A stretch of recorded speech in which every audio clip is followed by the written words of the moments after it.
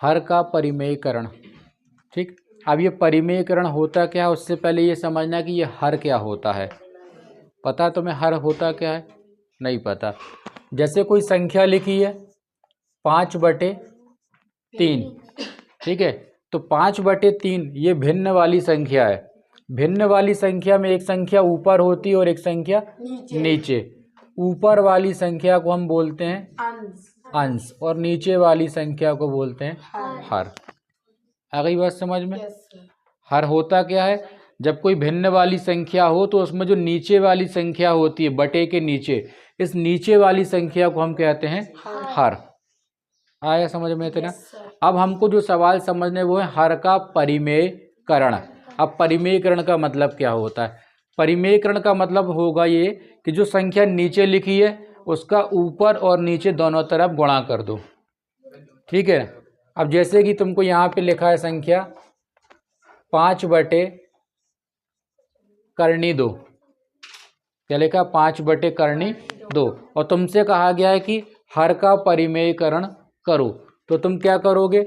5/2 तुमने फिर से लिखा, गुणा का निशान लगाया। अब ये 2 जो है ना, इसको ऊपर और नीचे 2 बार लिख दो। ठीक है, इसी संख्या को हमने ऊपर भी लिखा और नीचे भी। अब इनका आपस में गुणा करो। 5 का गुणा 2 में करेंगे तो 5×2, फिर 2 का गुणा 2 में जब करेंगे तो उत्तर क्या मिलेगा? 2। गलती से इसको 4 नहीं कर देना, ठीक है ना। जब करनी वाली संख्या का गुणा सेम संख्या में होता उसी संख्या में, तो करनी से करनी कट जाती है। मतलब 2 का गुणा यदि 2 में करेंगे तो कितना आएगा? 2। लेकिन 2 का गुणा तुम यदि 3 में करोगे तो उत्तर आएगा 6। यहाँ ध्यान देना, ठीक है ना। ये दोनों संख्या एक सी थी तो करनी कट गई, क्या बचा? 2। लेकिन संख्या अलग अलग है करनी के अंदर तो उनका गुणा हो जाएगा। ठीक है, मान लो ऐसा लिखा है तुम्हें 2×3, तो ये बिना करनी वाला है और ये करनी वाला, तो इसका उत्तर ऐसा आएगा 2×3। गुणा नहीं कर देना, ठीक है। मान लो ऐसा लिखा है 2×3 और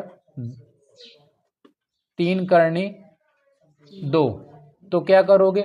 बाहर वाली संख्याओं का गुणा हो जाएगा, 2×3 6, इनका अलग गुणा होगा, 3×2 6। आ गई बात समझ में? ठीक है। एक और चीज होती है कभी कभी, जैसे लिखा है 2×2 और 2×2, तो 2×2 4। करनी वाली संख्या एक सी है तो गुणा करने पे ये करनी कट गई तो बचा 2।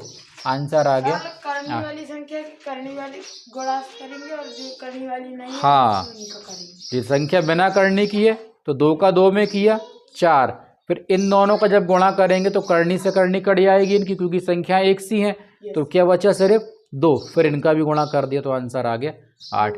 तो इस चीज को ध्यान में रखना, ये करनी वाले सवालों के नियम है, ठीक है ना। संख्या एक सी थी तो करनी कट गई, अलग अलग थी तो उनका गुणा हो गया, एक बिना करनी और एक करनी थी तो इनका इस तरीके से गुणा होगा। ठीक है, दोनों के बाहर संख्या लिखी तो संख्याओं का गुणा अलग होगा, 2×3 6, इनका गुणा अलग हो गया 2×3 6, लेकिन करनी भी लगी रहेगी। और इनका जब गुणा करेंगे तो 2×2 4 और करनी से करनी कट गई तो बचा 2 और अब बाद में गुणा कर दिया तो आंसर आ गया 8। ठीक है, ये तो करनी का नियम हो गया, समझ में आ गया इतना। अपन मेन चीज समझ रहे हैं परिमेयकरण।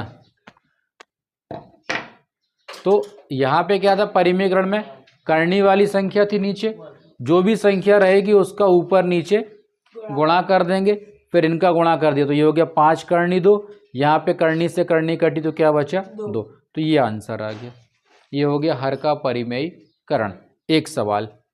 अब दूसरा सवाल समझो इसी में। जैसे मान लो सवाल लिखा हुआ तुम्हारे पास 3/7, इसका भी परिमेयकरण करना है तुमको, तो फिर से वही सवाल वही तरीका लगाएंगे। करनी 7 जो नीचे है उसका गुणा हमने ऊपर नीचे कर दिया तो उत्तर कितना आएगा? 3×7 करनी से करनी कट गई, आंसर आ गया 7। समझ में आ गई इतनी चीज? ठीक। अभी अलग अलग टाइप के समझाते जा रहे हैं, फिर बाद में नोट कर लेना इकट्ठे, ठीक है। जैसे कि ये लिखा हुआ है अब 2/1 माइनस करनी 7, ठीक है। क्या लिखा है? 2/1 माइनस करनी 7, 1 माइनस करनी 7। अब हमको बोला इसका परिमेयीकरण करो, तो परिमेयीकरण कैसे करेंगे इसका हम? तरीका वही रहेगा, बस एक चीज बदलेगी इसमें, वो ध्यान रखना। पहले तो हमने यही लिखा,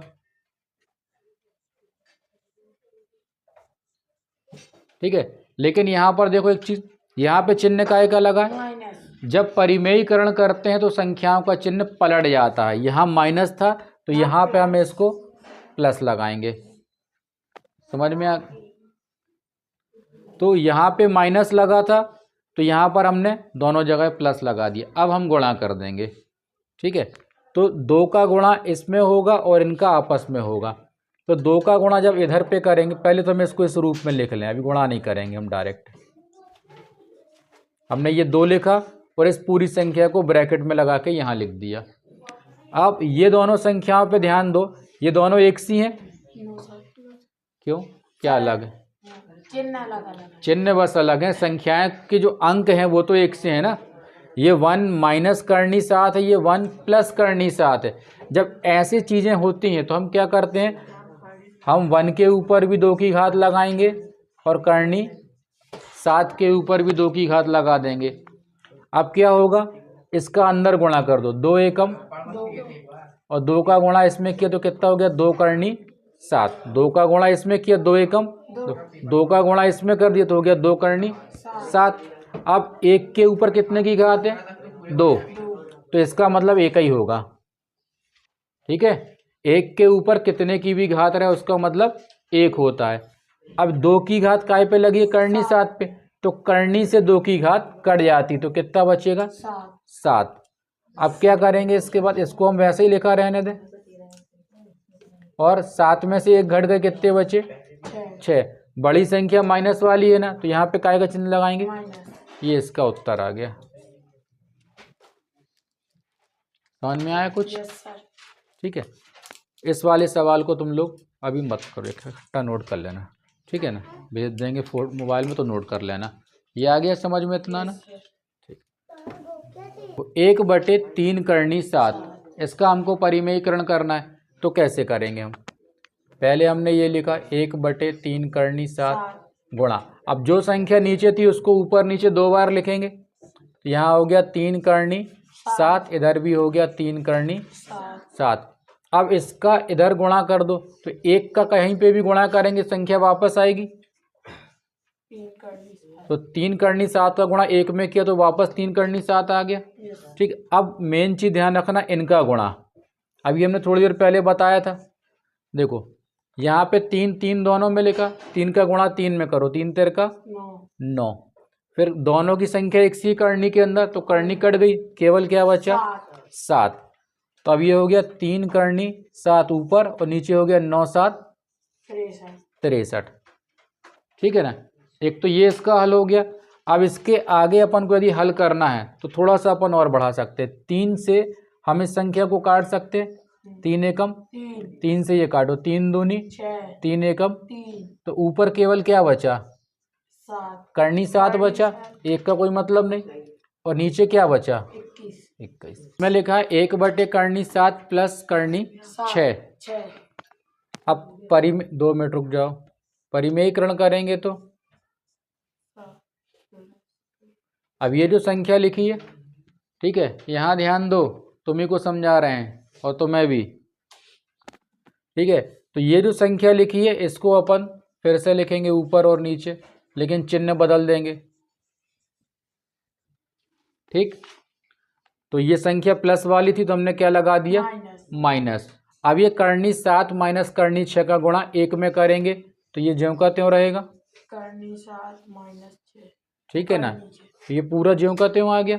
अब इस पे ध्यान देना, यहाँ पे क्या है, देखो संख्या दोनों जगह सेम लिखी हैं, केवल चिन्ह का फर्क है। तो हम इसको क्या करेंगे, करनी 7 की घात 2 माइनस करनी 6 की घात 2, ठीक है। अब ऊपर वाली संख्या में कुछ नहीं कर सकते, गलती से इसको घटा मत देना कि 7 में से 6 घट गए तो 1 बचेगा। ठीक है, यहाँ पर 2 की घात से करनी कट जाएगी तो कितना बचा 7, 2 की घात से इसकी करनी कट गई तो 6। अब ऊपर की संख्या वैसी ही रहेगी, नीचे की वैसी रहेगी। 7 में से 6 गया, 1 बचा, बटे में 1 लिखने का कोई मतलब नहीं होता, इसीलिए अपन इसका आंसर लिखेंगे करनी 7 माइनस करनी 6। ये उत्तर आ गया। समझ में आ गया।